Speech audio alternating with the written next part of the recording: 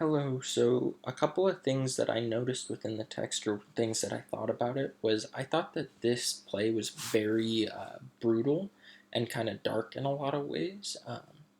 Other Greek tragedies that I've read have had gods punish individual people or families or like groups of people themselves, but very rarely have I seen them attack like entire cities like they did with the town of Thebes.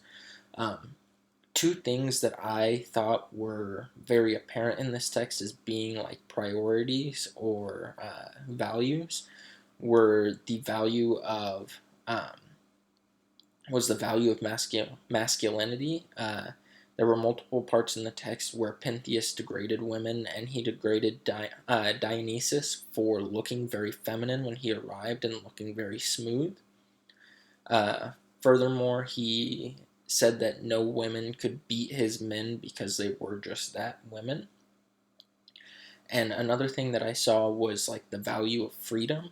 Uh, it seemed like, as the messenger would put it, all the women were having a grand time drinking wine that was shooting from the ground, as well as milk and honey, and having a grand time dancing and being free, and as if they were freed from decorated yoke. And decorated yoke was actually my like read with a pencil thing, and so I looked it up, and the decorated yoke was a symbol of marriage. And so by being freed from the decorated yoke, they were freed from that kind of marriage aspect, and they were freed from a man to be just what they were as women. Um, I think that in a lot of ways, the women as maenads and everything were portrayed in multiple different ways. Pentheus sees the maenads in a way as being like beast-like and promiscuous, going out and having sex in the woods and doing lots of very bad things, is what he considers. However, like I said, the messenger sees the women just as being acting as if they're free and enjoying their time dancing.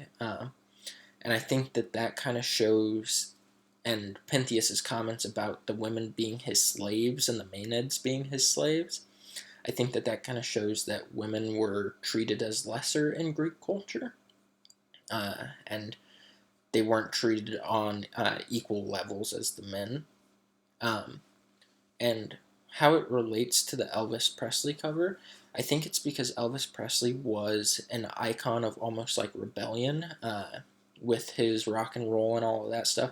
He was very good looking and he started something different. Um, and I think that that's very similar to what Dionysus did, or Dionysus. So I think that's why he's on the cover.